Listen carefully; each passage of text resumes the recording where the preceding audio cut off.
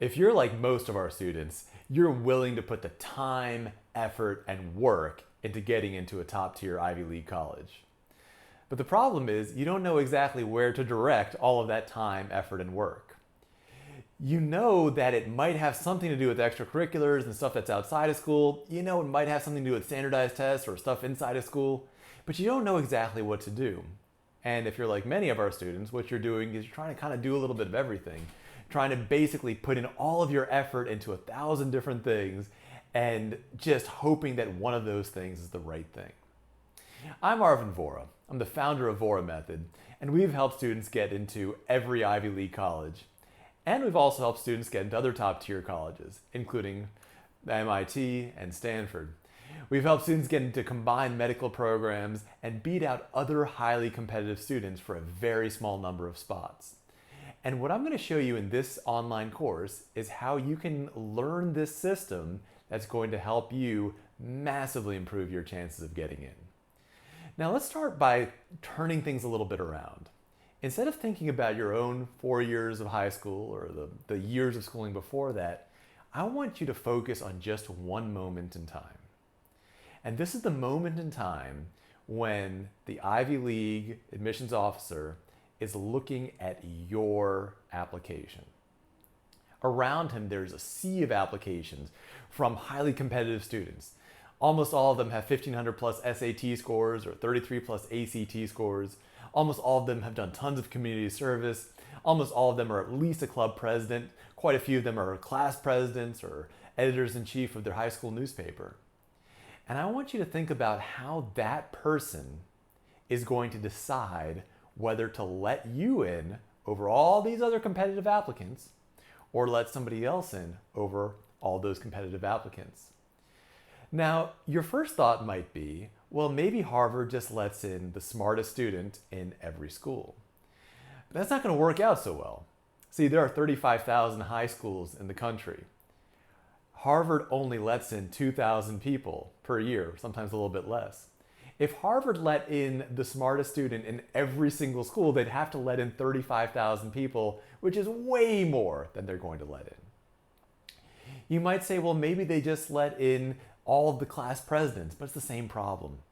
If there's 35,000 high schools, there's around 35,000 class presidents. Again, way too many. And the same thing is true for editors-in-chief of the newspaper or editor of the yearbook. Any of those things are going to actually be too common. While those things are rare in a school, for example, there's only one editor-in-chief of the newspaper, they're common among Harvard applicants. So what's actually going to happen, strangely enough, is the admissions officer is going to rely on intuition, on gut instinct. They might be able to justify it after the fact, like, oh, you know, this kid really had this thing, but that's not really the decision. The decision is going to be made on intuition, on gut instinct. And before you go around and tell me that's totally unfair, that's actually how you make all of your decisions. Think about this. Do you watch every single YouTube video that has a 5-star rating and over 1 million views? Of course not. Do you read every single book that has a 5-star rating on Amazon or a 4.5-star rating on Amazon? And the answer again is of course not. Do you buy every single toothpaste that's dentist recommended? And of course you don't do that. Do you download every single free video game on your cell phone? No. You yourself make decisions based on intuition. And just as there's marketers and media experts that study how you make those decisions based on your intuition, on your instincts, there are experts that study how college admissions officers make decisions based on their instincts. And in this online course, I'm going to show you how to influence those decisions. And a lot of what we're going to talk about is very, very different from anything you've heard of so far. You've heard things like you need to be well-rounded and play the violin, the piano, and play soccer and whatever. The problem is, again, everybody else is getting the same advice. So if you're playing the piano, so are tens of thousands of other applicants. If you're playing soccer, again, so are tens of thousands of other applicants. If you're doing something that is the common wisdom, it's automatically wrong because the common wisdom is, by definition, what everyone else is going to do. So what actually happens in these moments is almost something like the admissions officer is deciding if he likes you. And that might seem something so uncontrollable. How can you control whether or not somebody likes you? Well, as it turns out, there is an entire process, an entire science of likability that we work on over here. And I'm going to show you how to use those techniques. Now, learning the skill is going to be about as hard as learning calculus. If you're not really up for something that hard, this course isn't for you. But if you're willing to put in the time and the effort and the concentration to learn this way of thinking, then there's nothing on the market that's going to give you more of an advantage than the stuff we're going to talk about in this course over here. So I'm going to move a little away from Ivy admissions. We're going to go back to you. How do you decide who you like? See, the myth is that we like people who are either useful to us or people who agree with us. But if you look at some of the characters you like in fiction, or some of the people you like in real life, you realize that's not really the case at all. One of my favorite shows is The West Wing. And the people in The West Wing all have the exact opposite political views from my own. But that doesn't matter. There's something about them that causes me to root for them. Even though it's irrational to do so, even though it goes against my self-interest, there's something about them that makes me root for them. And in my own case, that's not limited to fiction. In real life, I've voted for political candidates that have opposing political views to my own because there's something about them that captured my imagination, something about them that was so magnetic and so appealing that I was willing to go against my own self-interest. And if you study politics and political science, you'll realize that's not even uncommon. People do that all the time. People routinely vote against their own self-interest because there's something about the candidate that they just like.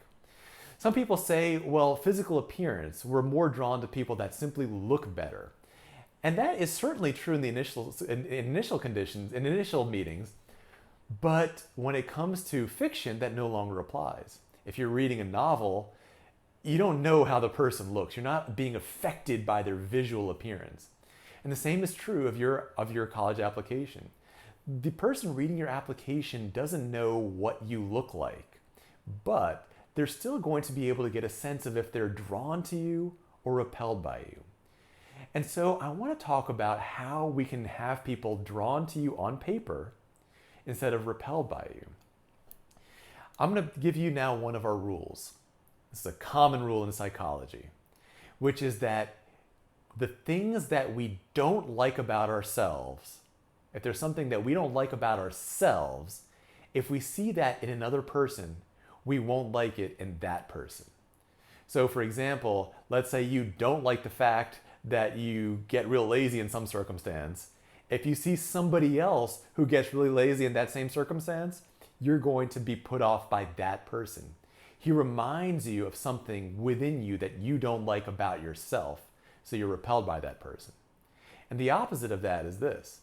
If there's somebody that embodies something about you that you like about yourself, suppose you really like about yourself how persistent you are in the face of adversity, you're going to like that same thing if you see it in another person. Now, that's useful, but it's also kind of tricky because as you're probably thinking right now, how am I going to know what this one admissions officer likes or dislikes about himself? I mean, something like that would have so much variation. How could you possibly predict it? In order to use this method in any way whatsoever, we're going to have to find something universal that's in all people that they like about themselves, as well as something universal in all people that they dislike about themselves. We're going to emphasize the first, and we're going to de-emphasize the second. And the idea is that when somebody's reading your essay, when somebody's looking at your recommendation, somebody's looking at your application, they're like, yeah, this person gives me a good feeling. I feel good about this person. My gut tells me this is the right person. My intuition tells me this is the right person. That's what you want. What you don't want is like, yeah, he has all the credentials, but I don't really like it. There's something off about him. Next person. So let's talk about how to identify those things. And I'm going to ask you to think about a question that I've asked students from all over the country to think about. And the question I'm going to have you think about is this. In a story, what is the opposite of the hero? My guess is you probably said what every single person I've ever asked this has said, which is you said, the villain. The villain, we say, is the opposite of the hero. But is he really? The thing about the villain is in most stories, the villain has the same skills as the hero. You can look at modern Marvel superhero movies and you'll see that the villains often have the exact same superpower as the hero. You can even look at classical literature. Sherlock Holmes and James Moriarty have the exact same superpower. They're both very, very clever. This idea of heroes and villains being opposites actually translates even further. Somebody who's a great villain in one movie could be a great hero in another movie. For example, the Joker is a great villain in the Batman movies. He's a great hero in the Joker series. Cruella de Vil, what an amazing villain in 101 Dalmatians, and what a great hero in the movie Cruella.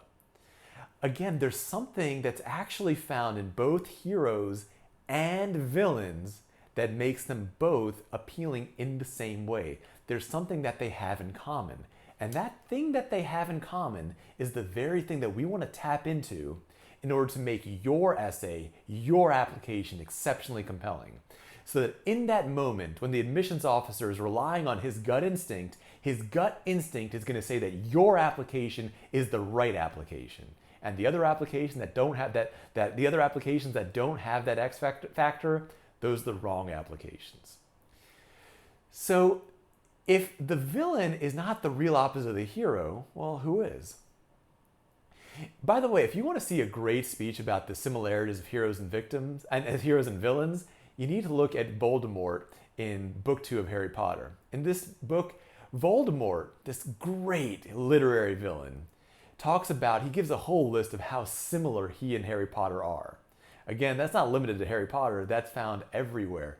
Villains always have so much in common with heroes. But the real opposite of the hero is someone we call the victim, sometimes also called in psychology as the damsel in distress. And the victim's job is to need to be rescued. If the victim had a slogan, his slogan would be, "Help me, save me, rescue me." All the victim does is he asks for help, or needs help.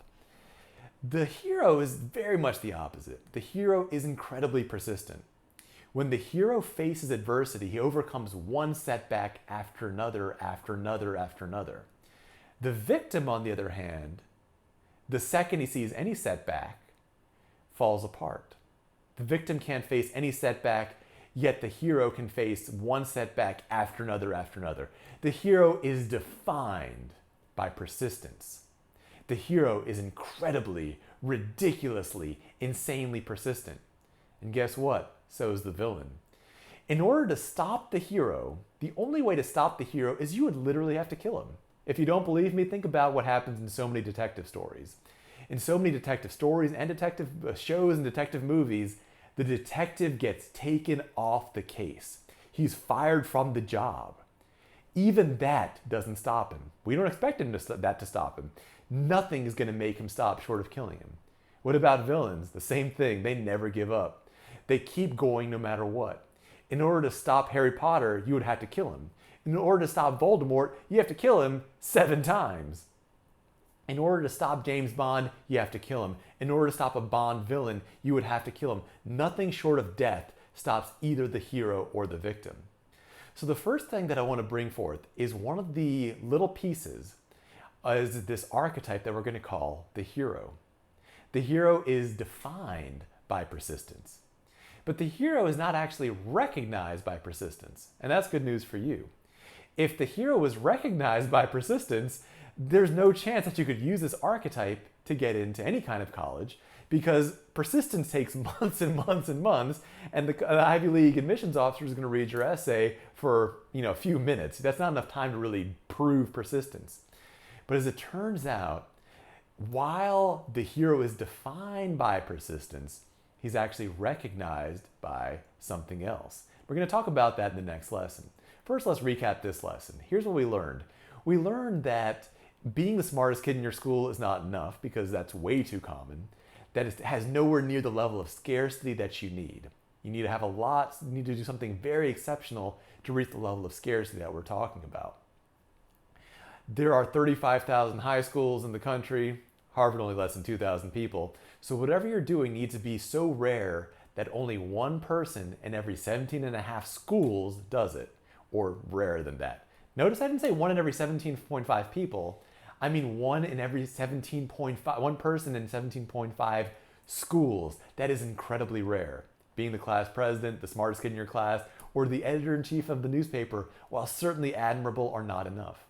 What we learned is that when Ivy League admissions officers are making these decisions, they're relying on intuition and gut instinct. And those things actually can be influenced. The way to influence them, we discovered, is by finding something that is universally liked that's within a person. We realized we are drawn to things that are within ourselves that we like, and we are repelled by things that are in other people that are in ourselves that we dislike. And if we see that in somebody else, we dislike that person because that person reminds us of the thing within ourselves that we dislike. Remember, human beings, we're very, very self-centered people. So we like the things in other people that we like in ourselves, and we dislike the things in other people that we dislike in ourselves. We realize that there's something found in both heroes and villains that allow a villain to become a hero in a different story.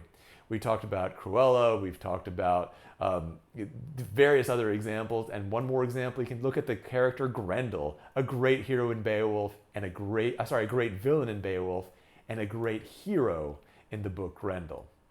In the next lesson, we're going to talk about how those things can be recognized intuitively, how we can make sure that these are universal archetypes, and how we can start to tap into this intuitive understanding, this intuitive preference, to make sure that when somebody looks at your application, they intuitively say, yeah, this application is right. There's something that feels right about this person. Let's let this person in.